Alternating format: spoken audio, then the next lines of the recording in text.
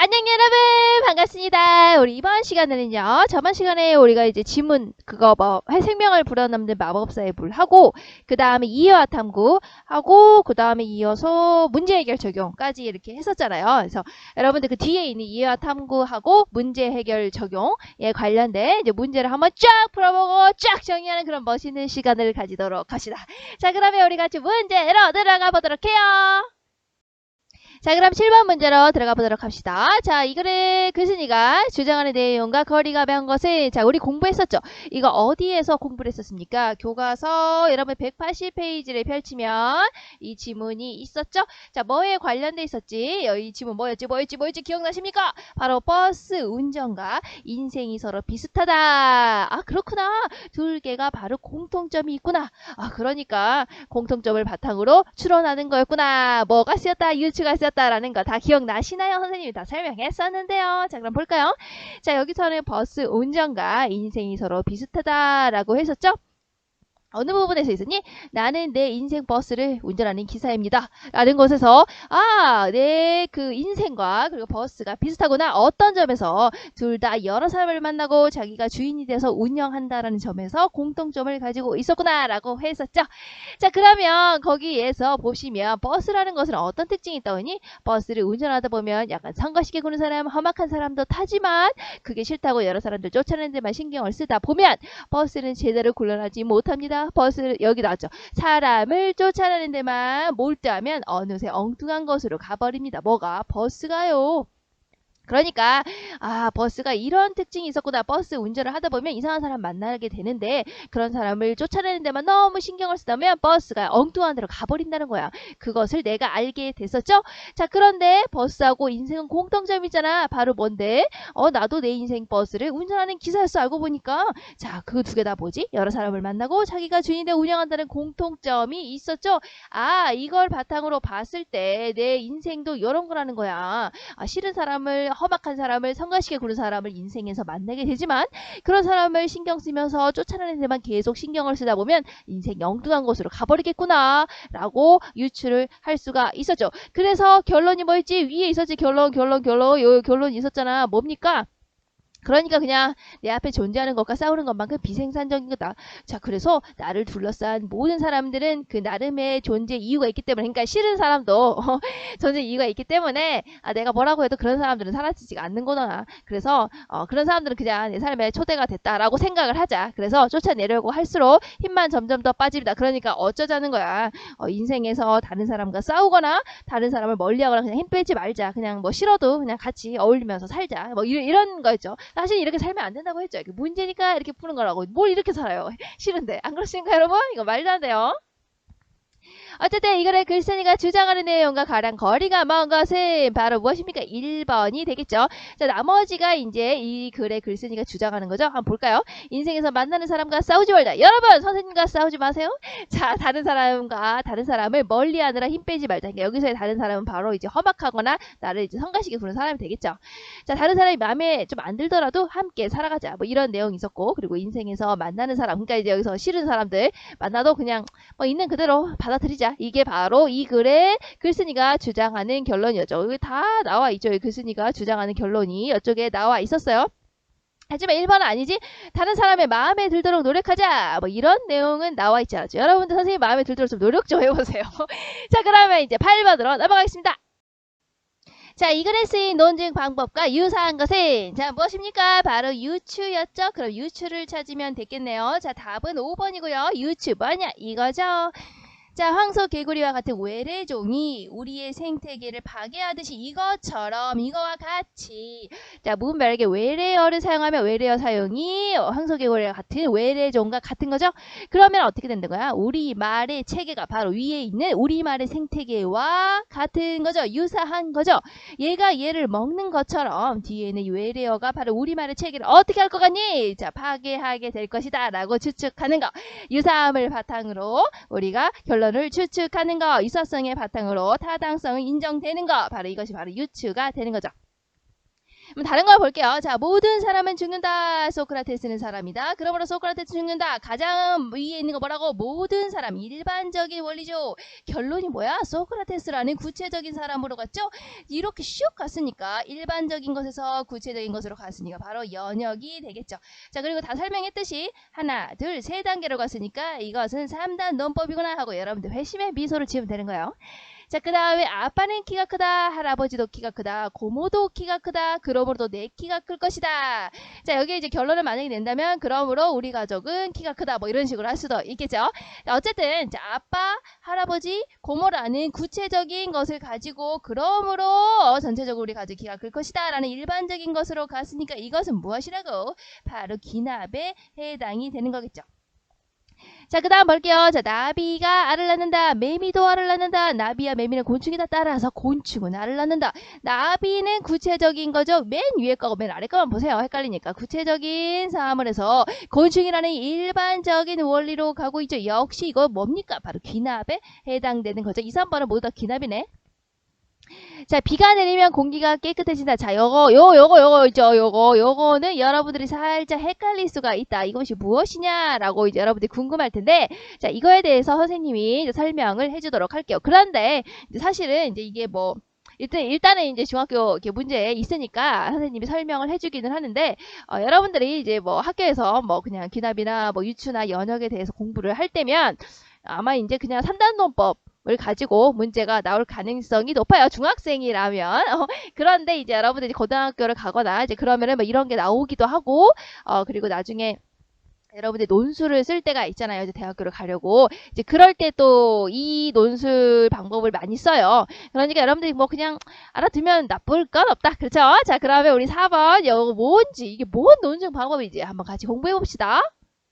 자, 이거 볼게요. 선생님이 이제 공부를 하려고 딱 정리해 놓은 게 있었는데, 이제 여기서 가지고 왔어요. 자, 연역에는요, 이제 일단 안에 어떤 게 두 가지가 들어가 있어요.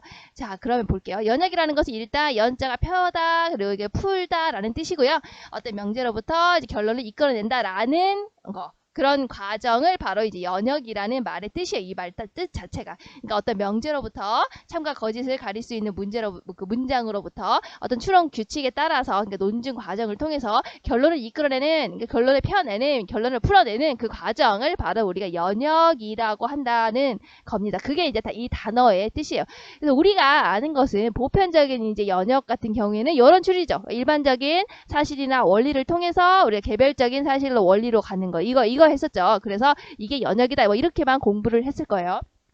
그래서 연역의 가장 전형적인 방법은 자, 연역에는 두 가지에 있는데요. 우리가 제일 잘 알고 있는 방금 이거 자 바로 3단 논법을 사용한 거죠. 근데 엄밀하게 말하면 이것을 우리가 정원 3단 논법이라고 해요. 그래서 우리가 보통 이제 연역 논증이라고 하는 거. 이건 다 공부했었죠. 그래서 대전제, 소전제 결론으로 이루어지고 대전제는 보편 법칙이자 항상 100% 참이다라는 거. 그래서 여기에서 결론을 이끌어내기 때문에 당연히 요것들이 참이게 되면은 결론은 100% 참이게 된다. 이제 요것만 공부를 했을 거예요. 그렇죠? 자, 근데 두 번째 연역의 방식이 있는데요. 바로 그게 무엇이냐? 3단 논법을 약간 변형시킨 건데요. 이것을 우리가 전건 긍정식이라고 하고요. 원칙은 역시 대전제, 소전제, 결론 이게 3단 논법을 변형했지만 이제 내용이 변형된 거지 틀은 같아요. 자, 이것도 뭐라고요? 바로 여기 연역에 들어가는 겁니다. 그래서 아까 거기 4번 지문에 대한 해설이 바로 이거예요. 정건 긍정식을 얘기를 한 거예요. 자, 일단 얘기를 하자면 정건이 무엇이냐면요. 자, 이런 문장이 있답니다. 만약 X가 사람이라면 그것은 죽는다라는 문장이 있다고 보세요. 자, 그럼 만약 뭐뭐라면이죠. 영어로 따지면 if 이렇게 들어가겠죠. 자, 그것은 그렇다면 그것은 죽는 거지. 그러니까 대인이 여기에 들어가게 되겠죠. 자, 이 앞에 있는 거 전자가 앞전자거든요. 앞에 있는 뭐라는 거야? 건자. 앞에 있는 조건이라는 거예요. 그러니까 여기 문장에서요. 여기 if에 해당되는 요 앞에 있는 문장이 바로 정건이고요. 뒤쪽에 이제 된 뒤에 있는 그래서 죽는다라는 것은 뒤에 있는 조건이니까 바로 후건이라고 합니다. 그리고요, 이제 우리가 할 때 만약 x가 사람이라면, 그러니까 만약 x가 사람이라면, 그 요것을 긍정한다면 이런 식으로 이제 논리를 펴나가기 때문에 정건 긍정식이라고 하는 거예요.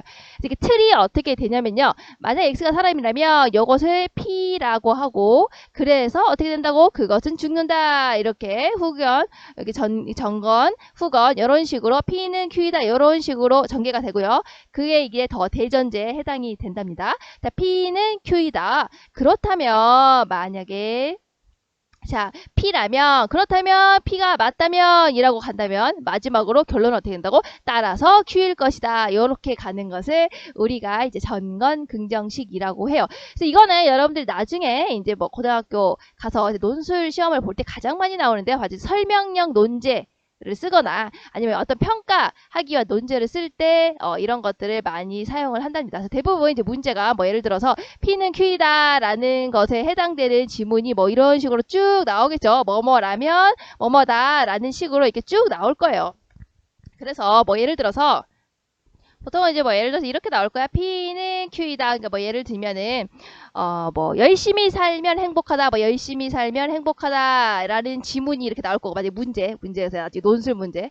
열심히 살면 행복하다라는 지문이 나올 거고, 그리고 문제가 이제 여기서 이제 문제, 여러분들한테 문제 이렇게 하고 뭐라고 던질 거면 누구누구는 열심히 살고 있다라는 식으로 나오겠죠. 그러면 결론은 어떻게 될 것인가? 뭐 이런 식으로. 그럼 여러분들이 뭐라고 쓰면 되겠니? 열심히 살면 행복하다고 했잖아. 얘는 뭐 어떻게 해서 열심히 살고 있다며. 이 지문에서 확인할 수 있는 열심히 사는 거. 그래 해서 얘가 그래서 열심히 살고 있구나라는 걸 인정한 다음에 마지막으로 결론은 뭐라 하면 되겠니? 그래서 얘가 행복하다 뭐 이런 식으로 쓰면 되겠죠. 어쨌든 이런 걸 이제 시험 볼 때 주로 이제 이렇게 설명하는 이제 논술 문제, 평가하는 논술 이거 그래 뭐 예를 들어서 P는 Q이니까 그리고 문제는 뭐뭐는 P다. 그러면 이것을 한번 평가해 보시오. 뭐 이런 식으로 이렇게 변형돼서 나오는 게 바로 이제 이런 문제입니다. 자, 그래서 이걸 보시면요, 여러분들 연역 논증이 우리가 알고 있는 3단 논법이랑 그리고 바로 전건 긍정식이라고 하는 이제 두 가지가 있다. 뭐 이 정도 그냥 상식선에서 알아두면 좋을 것 같아요. 자, 그럼 문제에다 적용을 해볼게요. 자, 비가 내리면 P이면 어떻게 된다고? 공기가 깨끗해진다. Q이다. 지금 비가 내리고 있다. 어때? 지금 P이다. 그러면 따라서 어떻게 될 것 같다? 지금 Q이다. 봐봐. 밖에 나가면 공기가 깨끗할 것이다. 이런 식으로 가는 게 바로 뭐라고? 전건 긍정식이라고 합니다. 그냥 한번 뭐 알아두시는 거 나쁠 거 없겠죠? 자, 9번으로 렛츠고. 자, 이거의 내용을 다음과 같이 정리했을 때 기억에 들어갈 내용을 조건에 맞게 쓰시오. 버스 운전의 특징을 써봐라. 나와 있었죠. 자, 버스 운전에 해당되는 특징. 지문에서 어디에 있었죠? 지문으로 가면 아우 더러워. 여기서부터죠. 버스를 운전하다 보면 쭈쭈쭈쭈쭈 해서 가버립니다. 까지가 바로 버스 운전의 특징이 되는 거겠죠. 그것을 잘 정리해서 쓰시면 되는 겁니다.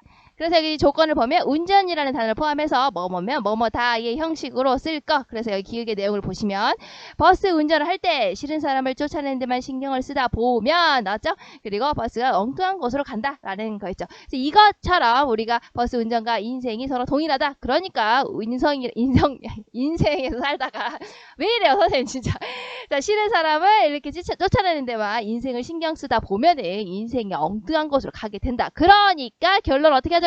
내 앞에 존재하는 그 싫은 사람을 쫓아내려고 말할수록 힘을 더 빠지니까 그냥 그런 사람들이랑 마음에 안 들더라도 함께 살아가자라는 결론에 도달하게 된다라는 내용이었어요. 자, 10번 볼게요. 이거에 관한 설명으로 가장 적절한 것을 아파트 주민 여러분께 이거 기억나십니까? 우리가 아파트 알림판에 붙은 안내문이었죠. 자, 여기서 우리 딱딱딱 했으니까 자 볼까. 사람들 사이의 문제는 소통으로 해결됩니다. 사람들 사이의 문제가 소통으로 해결된다는 일반적인 원칙에서 어디로 가고 있어? 맨 마지막에 바로 층간소음으로 생기는 갈등도 해결할 수 있습니다. 라는 구체적인 내용으로 갔죠. 사람들 사이의 문제 여러 가지가 있을 거 아니야. 뭐 사기도 있고 거짓말도 있고 여러 가지가 있을 거 아니야. 그 중에 하나가 바로 층간소음의 문제죠. 그러니까 일반적인 것에서 구체적인 것으로 가고 있으니까 역시 연역이 쓰이게 되는 겁니다. 아시겠죠?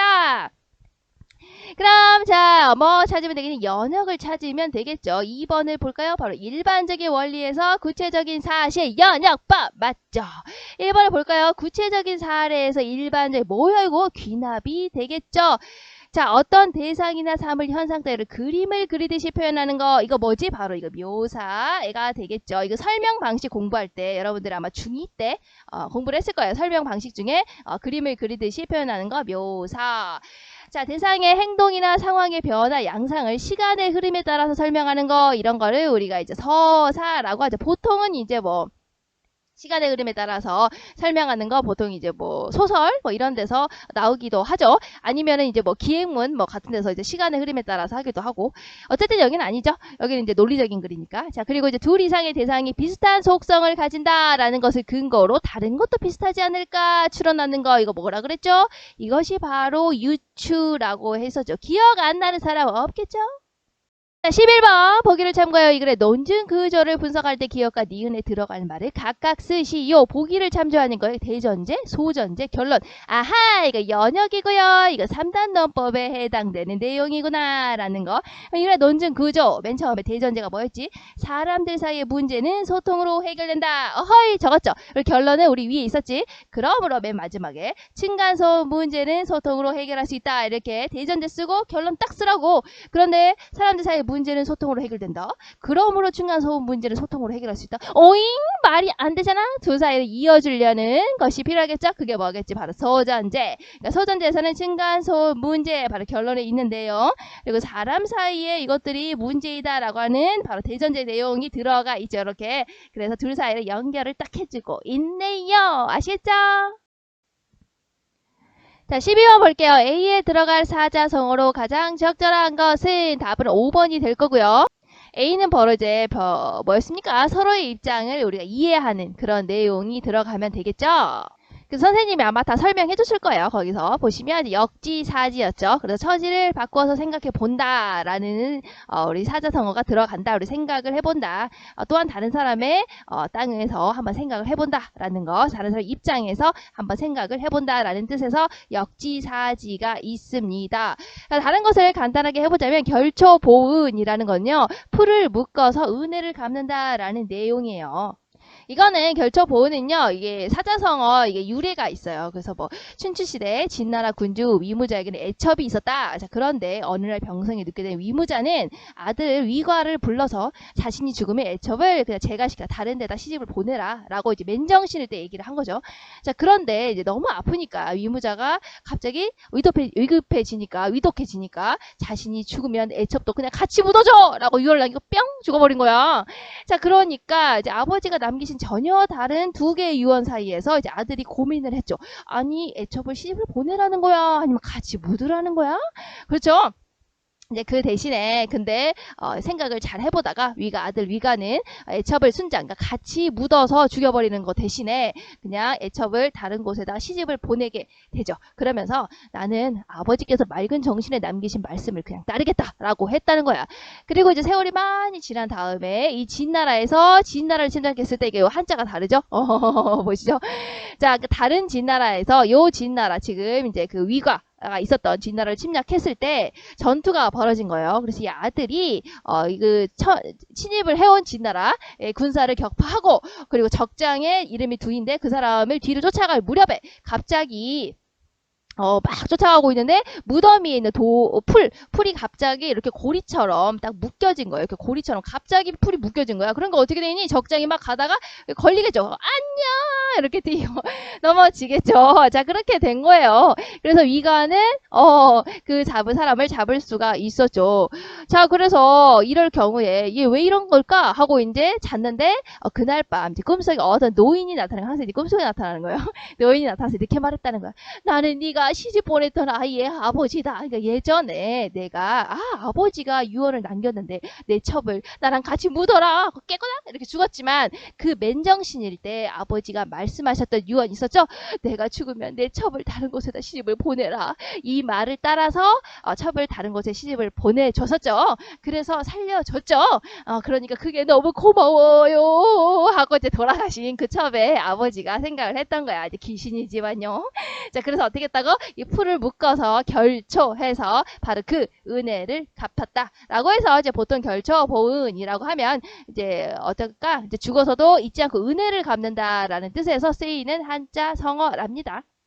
자, 그러면 1번은 됐고, 그 다음에 이제 결자 해지를 볼까요? 결자 해지, 이제 묶은 사람이 풀어야 된다는 거야. 자, 이건 또 무슨 말이냐? 이게 나오죠? 자, 이제 이렇게 묶은 사람이 바로 해결을 해야 된다라는 거예요. 그래서 일을 맺은 사람이 풀어야 된다. 그래서 뭐 이거는 쭉 읽어보시면 되고, 여기 그러니까 일을 맺은 사람, 그러니까 묶은 사람이 해결을 해야지 이제 그 말이에요. 그러니까 일을 시작한 사람, 즉 문제를 일으킨 사람이 그 일을 끝까지 책임지고 해결해야 된다라는 겁니다. 이런 거죠. 여러분들이 뭐 학교 축제를 계획을 했어요. 이제 누가 계획을 해서 뭐 예를 들어 반장이 뭐 회장이 계획을 했어. 자, 그러면 걔가 뭐가 되겠니? 바로 묶은 사람이 되겠죠. 일을 맺은 결자가 되겠죠. 자, 그러면 걔가 제대로 해결을 해야겠지. 해지. 걔가 제대로 풀어야겠지. 그런데 만약에 걔가 어떻게 되는 거야? 막 축제한다고 이벤트를 이것저것 막 만들었는데 걔가 막 이것도 하고 저것도 하고 이것도 하고 저것도 하니까 축제가 막 이도저도 아니게 막 돼버린 거야. 자, 그렇게 되면 걔는 어떻게 된 거니? 묶은 사람, 즉 일을 맺은 사람이 제대로 해결하지 못한 거죠. 결자 해지를 못한 거잖아. 그렇지. 근데 걔가 만약에 축제를 해야지 이벤트를 이거 하자 하고 걔가 열심히 준비를 해서 이렇게 착착착착착 준비를 해서 마무리가 딱 깔끔하게 딱 된다면 맺어진다면 걔는 어떻게 된 거야? 바로 길을 맺은 사람이 제대로 푼 게 되겠죠. 즉 문제를 일으킨 사람이 그 일을 하자라고 주도한 사람이 그 일을 끝까지 책임지고 해결한다. 바로 그게 바로 결자 해지라는 한자 성어입니다. 즉 이제 책임감에 관련된 한자 성어라고 생각하시면 돼요. 책임감을 가지자 뭐 이런 거 책임감에 대해서 우리가 생각할 수 있는 그런 한자 성어였네요. 그 다음에 동병상련은 무엇이겠습니까? 같은 병을 앓는 사람들끼리 서로 불쌍하게 생각을 하는 것, 같은 병을 가진 사람끼리 불쌍하게 생각하는 것을 동병상련이라고 해요. 여러분들 지금 시험 공부하고 있잖아. 그러니까 어때? 너도 시험 공부하냐? 힘들지? 나도 지금 시험 공부하느라 힘들어. 으악, 나는 네 마음 이해해. 이게 바로 동병상련이에요. 자, 시시비비 이거는 무엇이냐? 옳고 그름을 따져서 가리는 것을 시시비비라고 합니다. 선생님 이게 1번인데 왜 3번이라고 하셨나요? 이건 1번인 것 같은데요. 뭐 이런 식으로 너네들 많이 하지. 이제 그런 거 옳고 그름을 딱딱딱 가리는 것을 우리가 시시비비라고 하는 거죠. 자, 다음 광고를 보고 물음에 답하시오. 여러분 이 광고 봤었죠? 이거 페이지 어디에 나옵니까? 페이지 184페이지 교과서를 펼치면 나와 있었죠. 이거 기억나십니까? 예약은 약속입니다. 예약했는데 못 가시나요? 자, 예약 취소 전화 주세요. 자, 이게 뭐였지? 바로 결론이었지. 예약 취소 전화 주세요.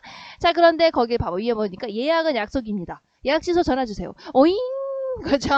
자, 이게 뭐였지? 바로 소전제에 해당이 되는 거였죠. 자, 여기서는 중요한 게 뭐였지? 바로 대전제가 생략이 되어 있었다라는 게 중요했었죠. 대전제가 무엇이었는데? 약속을 못 지키면 알려주어야 한다라는 대전제가 있었죠. 약속을 못 지키면 알려주어야 한다라는 대전제가 생략이 되어 있었다. 이제 그렇게 보시면 되겠죠. 자, 그렇게 대전제하고 우리가 마지막 결론 이렇게 이어지는 내용이 있었죠. 자, 근데 이 약속이라는 게 뭔데? 일반적인 원칙이죠? 약속을 못 지키면 알려줘야 한다. 그 약속도 여러 가지 약속이 있을 거 아니야. 여러분들 뭐 콘서트 약속도 있을 것이고 공부 약속도 있을 것이고 공부 약속은 안 하나? 저기 뭐 놀러 가자는 뭐 그런 약속도 있을 것이고 뚝섬 가자는 약속도 있을 것이고 여러 가지 약속이 있겠죠. 그 중에 하나가 바로 이제 예약 약속이 되는 거죠. 그러니까 여기 일반적인 것에서 일반적인 여러 원칙에서 구체적인 사실로 내려갔죠. 그러니까 이거 뭐니? 바로 연역의 방법이 쓰였구나. 이렇게 우리가 알 수가 있지. 정리할 수 있죠. 자, 그럼 볼게요. 이 광고에서 궁극적으로 전달하고자 하는 결론. 자, 결론은 위에 있었지? 예약 취소 전화 주세요. 자, 뭐였지? 예약이 변경되면 연락 시 전화해 주어야 한다. 이게 바로 결론입니다. 여기 나와 있네요. 그죠? 이 광고를 분석한 내용으로 적절하지 않은 것은 자, 예약은 약속입니다 라는 표현은 소전제에 해당된다. 그렇죠. 소전제에 해당되는 거 있겠죠. 맞다. 자, 약속을 못 지키면 알려주어야 한다라는 대전제가 생략이 되었군. 그렇지? 대전제가 생략이 되었다. 이게 특징이었죠. 자, 근거로 제시된 내용이 참이기 때문에 근거, 약속을 못 지키면 알려줘야 된다. 그리고 약은 약속입니다. 라는 요 전제 내용이 참이니까 반드시 이 광고의 결론도 참이다. 우리 연역법의 특징 있었죠? 맞는 말이네요. 그렇죠? 지키지 못한 예약 때문에 누군가 피해를 입을 수 있다라는 주장의 근거가 될 수가 있겠군. 자, 밑에 보니까 예약이 변경되면 연락을 해주세요. 그렇지? 연락해주는 거 똑같은 말이야. 왜냐면 지키지 못한 예약 때문에 누군가 피해를 입을 수 있습니다. 그러니까 제발 연락해주세요. 예약 취소일 때라고 가는 거죠. 그러니까 누군가 피해를 입을 수 있다. 왜냐? 예약 취소를 전화해주지 않으면 그거죠. 그러니까 예약 취소 전화해주세요 라는 게 되겠죠. 자, 그래서 지키지 못한 예약 때문에 누군가가 피해를 입을 수 있다라는 그 주장 주장의 근거가 될 수가 있겠죠. 자, 그럼 5번 볼게요. 개별적인 사례를 통해 여기서부터 여러분 틀렸다라는 이제 느낌이 어디 뭐야 이게 연역인데 그쵸? 개별적인 사례니까 아니네. 자, 그리고 일반적인 원리 아니네. 이거 뭐야 이거? 이거 귀납에 관련된 설명이죠. 그러니까 요 14번에서 5번은 답이 아닌 게 되겠죠. 이 광고와 논증 방법이 유사한 것은 이 광고의 논증 방법 뭐였다고? 바로 연역법이었죠. 기억나시죠? 자, 유사한 것을 보기에서 골라서 바르게 묶은 것은 그럼 연역법을 찾아서 여러분들이 써주면 되는 거야. 답은요, 몇 번이었어요? 3번이었죠? 3번 뭐였지? 니은과 디귿이었죠? 니은과 디귿. 볼까, 그럼? 일을 할 때 계획을 세우면 좋은 결과를 낳는다. 일반적으로 계획을 세우면 좋은 결과를 낳는다. 자, 그리고 마지막 결론을 볼까? 공부도 계획을 세워서 하면 좋은 결과를 얻을 수 있다. 라고 했죠? 여러 가지 계획을 세우는 거 많이 있겠는데 그 중에 하나가 뭐니? 공부 계획이죠. 구체적인 것으로 갔죠? 그러니까 일반적이죠. 그러니까 뭐야? 연역이 쓰였죠. 역시 두 개를 읽기 중에 이어주려고 소전제 집어넣지. 공부는 학생이 하는 일 중 하나이다. 그래서 공부에 해당되는 거 요이었고 학생이 하는 일 중 하나이다 라고 해서 이렇게 들어가게 되는 거겠죠. 왜냐면 학생이 하는 일 중 이게 바로 이제 계획을 세우는 요거잖아요. 요거. 그치? 자, 그래서 들어가서 이렇게 대전제, 소전제, 결론. 자, 볼게요. 예술은 우리의 삶을 풍요롭고 아름답게 하다. 예술이라는 일반적인 내용이죠. 자, 그리고 나서 영화는 우리가 가장 쉽게 접할 수 있는 예술이다. 그러므로 결론 뭐니? 여가 활동으로 영화를 보면 영화 보고 싶어요. 그렇죠? 자, 우리의 삶이 풍요로워진다. 일반적인 것 중에 예술 중에 얼마나 많이 있으니까. 음악도 하고요. 춤도 추고요. 뭐 영화도 보고요. 여러 가지가 있죠. 그 중에 하나가 바로 이제 영화가 되겠지. 그러니까 일반적인 것에서 구체적인 것으로 가니까 역시 이것은 연역의 방식이 쓰인 거다라고 볼 수가 있네요.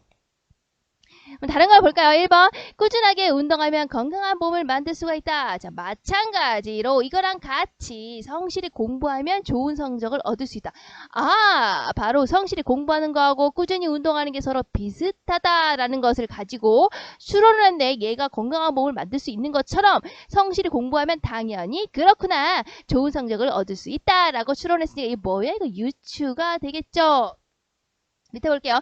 영희는 여가활동으로 영화를 본다. 영희는 여가활동으로 영화를 봐. 그래서 보니까 영희는요 감수성이 풍부하고 성격도 좋아. 영화 보고 그런가요?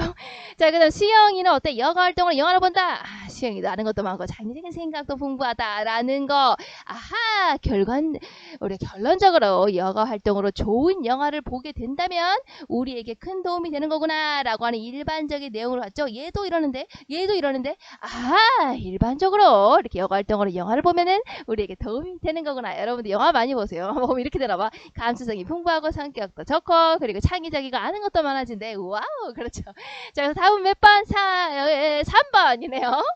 넘어가서 보시면 자, 스마트폰을 내려놓으면 요거 봤죠. 스마트폰을 내려놓으면 친구와 손잡고 팔씨름하고 스마트폰을 내려놓으면 엄마 퐁 하시나요?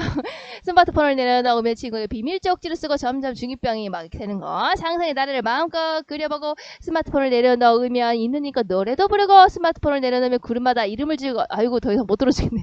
스마트폰을 내려놓으면 공원에서 숨이 찰 때까지 뛰어보고 뭐 이런 식으로 가능했죠. 바로 뭐였지? 구체적인 사례들을 들고 있죠.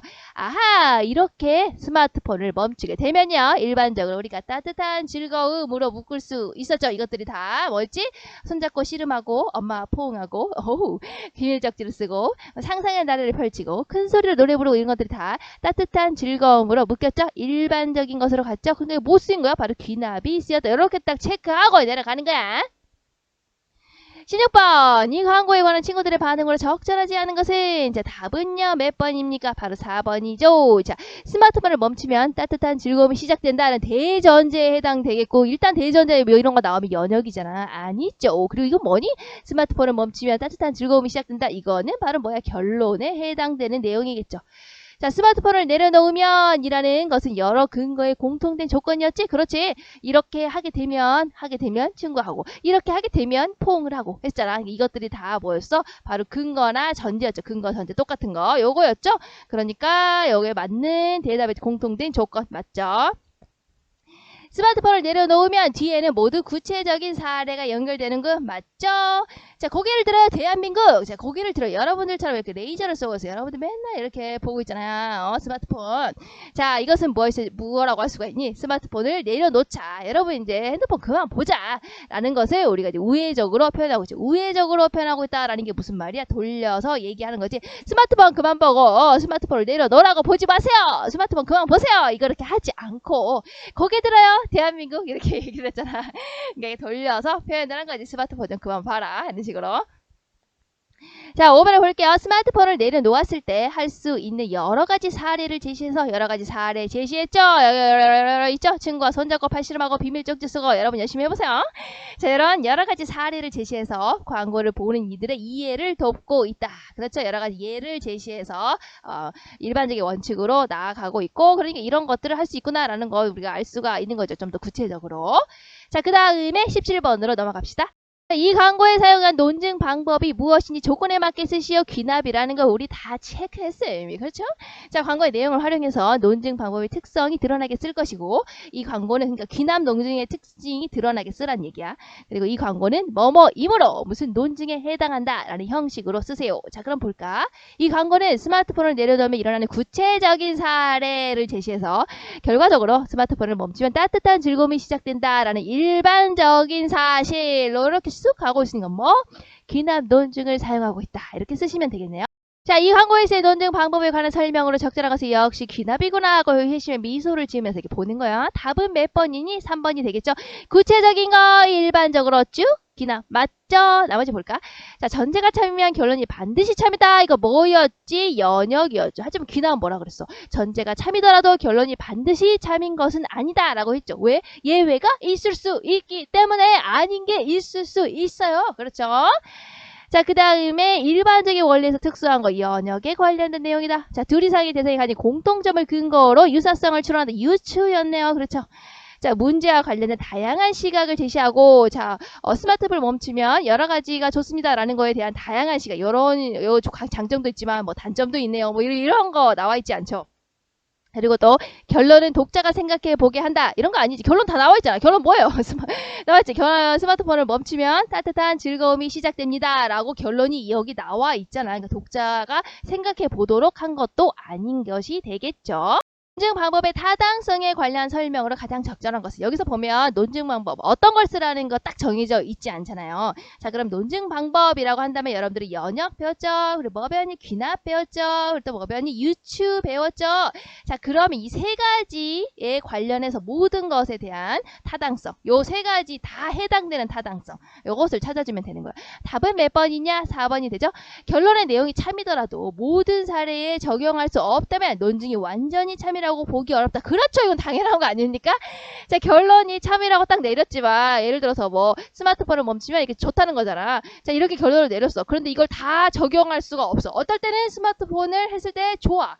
좋아. 더. 이러면 이걸 완전히 참이라고 우리가 보기 어렵지. 그렇죠. 당연한 얘기 아니니까. 그거는 유추로 나온 결론도 그렇고 연역으로 나온 결론도 그렇고 귀납으로 나온 결론도 다른데 적용할 수 없으면 당연히 완전히 참이라고 보기가 좀 어렵다라고 볼 수가 있죠. 1번을 볼게요. 대전제가 참이 아니더라도 소전제가 참이면 결론은 타당하다. 아니죠. 대전제가 참이 아니더라도 안 되죠. 대전제도 참이어야죠. 둘 다 참이어야 결론은 타당한 거예요. 그리고 이거는 이제 연역에 해당되는 내용이겠죠. 자, 근거의 내용보다 결론의 내용이 진실한지 판단하는 것이 중요하다. 아니지. 근거의 내용도 진실한지 판단을 해야 되는 거예요. 둘 다 진실해야 돼요. 주장을 뒷받침하는 근거가 많을수록 논증이 타당해지므로 이거 뭐니? 귀납에 해당되는 거죠. 그러니까 전제수는 최대한 많아야 한다. 이거 귀납에 해당되는 내용이죠. 그러니까 연역에 해당되지 않잖아. 그러니까 논증 방법의 타당성에서 연역은 안 들어가네. 5번에 볼게요. 제시한 근거와 비슷한 내용을 이전에 다른 사람이 주장한 적이 있다면 그 논증은 타당하다. 꼭 보기 어렵다. 이게 무슨 말입니까? 제시한 근거와 비슷한 내용을 이전에 다른 사람이 주장한 적이 있어. 그렇다고 해서 이 논증이 타당하다고 보기 어렵다라고 할 수 있습니까? 다른 사람이 주장을 했냐 안 했냐 이런 거는 논증의 타당성과 관련이 없습니다. 아시겠습니까? 자, 그러면 뒤로 넘어갑시다. 자, 다음 그래서의 논증을 바르게 분석한 것은 이건 교과서는요. 186페이지를 펼치면 나와 있어요. 거기 볼까요? 사람은 환경이 깨끗해야 마음이 안정된다. 요거 뭐였지? 일반적인 내용. 일반적으로 사람은요. 환경이 깨끗해야 마음이 안정된다. 그렇죠. 여러분들 그래서 마음이 안정되지가 않잖아. 그렇지? 자, 여기 대전제에 해당되는 거였죠. 그리고 마지막에 결론이 뭐였어? 그러므로 우리는 계시를 깨끗이 해야 된다라는 게 결론이었죠. 사람들 중에 여러 사람들 중에 하나가 이제 우리가 들어가겠지. 엄마도 있고 언니도 있고 오빠도 있고 뭐 여러 가지가 있겠지만 그 중에 이제 우리가 들어가는 거잖아. 여러 사람들 중에서. 그러니까 구체적인 것으로 가죠. 이제 여러 환경 중에서 교실 환경으로 간 거죠. 그러니까 이제 구체적인 것으로 갔으니까 이것은 무슨 논증이다. 바로 연역의 논증이 쓰였구나라고 이제 우리가 알 수가 있죠. 그리고 여기 소전제 뭐가 있었지? 바로 교실은 우리가 생활하는 중요한 공간이다라는 게 바로 소전제에 해당이 된다고 했었죠. 기억나십니까? 기억나십니까? 자, 그러면 여기서 이 논증은 바로 연역이다 라는 걸 보고 답은 4번이 되겠죠. 환경이 깨끗해야 마음이 안정된다라는 전제에서 교실 환경을 깨끗이 하자라는 구체적인 결론을 이끌어냈으니까 이 글은 연역 논증이야. 맞는 말이 되겠죠. 1번을 볼까? 교실이 깨끗하다는 구체적인 사례에서 결론 아니죠. 구체적인 것에서 간 거 아니야. 귀납 아니니까요. 자, 교실의 지저분함을 바탕으로 해서 뭐 그런 내용 없었지. 그래서 깨끗한 환경에서 마음이 안정된다는 사실을 얘기하다. 교실의 지저분함을 바탕으로 뭐 이런 내용 나와 있지 않았죠. 자, 깨끗한 환경과 지저분한 환경을 비교해서 더 좋다 뭐 이런 내용도 아니었고 또 환경과 교실의 비슷한 속성을 가지고 있다라는 것을 가지고 추리하는 유추 뭐 이런 것도 아니었죠. 다음 그래서의 논증 방법의 종류를 조건에 맞게 쓰시오. 자, 이거 뭐였지? 이거 뭐였지? 기억나십니까? 선생님이 아까 말했던 전건 긍정식 기억나죠? 전건 긍정식 이거 어디에 들어간다고 했습니까? 바로 연역에 들어가는 방식이라고 했었죠. 3단 논법의 변형이에요. 하지만 그 틀은요, 3단 논법이고요. 이제 내용상으로 이제 차이가 조금 있었죠. 그래서 어떤 식이었니? P는 Q다. P가 왜 이렇게 써진 거죠? P는 Q이다. 그래서 만약에 이제 P라면 결론은 따라서 결론은 Q이다. 뭐 이런 식으로 전개가 됐었죠. 그럼 볼까? 비가 올 때는 P는 언제나 길이 미끄럽다. Q이다. 그럼 지금은 비가 오고 있다. 지금은 P이다. 그렇다면 결론은 Q일 것이다. 그러면 길이 미끄러울 것이다. 이렇게. 그러면 어때요? 여기 볼까? 이건 전건 긍정식인데 이거 왜 이렇게 쓴 거죠? 긍정적이라고요. 왜를 선생님 너무 긍정적인가 봐요. 전건 긍정식이에요. 식. 아이고 이런. 자, 그 다음에 이 글은 그러니까 대전제, 소전제, 결론으로 이루어지는 이제 구성된 연역 논증이 쓰였다. 근데 이제 여러분 이름을 알죠? 전건 긍정식이라는 거요. 자, 22번 마지막이다. 자, 볼게요. 다음 설명을 읽고 논증에 관해 이해한 내용으로 적절하지 않은 것은 이거 이제 교과서에 있는 내용을 적절히 다 집어 넣은 것 같아요. 교과서에 여러분들 교과서 179페이지 하고요. 여기서부터 여기까지는 179페이지 내용이더라고요. 왜 자꾸 안 써지? 179페이지까지 내용이 여기까지 내용인 거고요. 여기서부터 여기까지. 그리고 논중에서 요거 있죠. 요거는 이제 여러분들 182페이지 교과서를 펼치면 거기에 이제 남자애가 있고 옆에 이제 왼쪽에 이끌기 부분이 있거든요. 이제 그게 이렇게 지문으로 들어가 있는 것 같아요.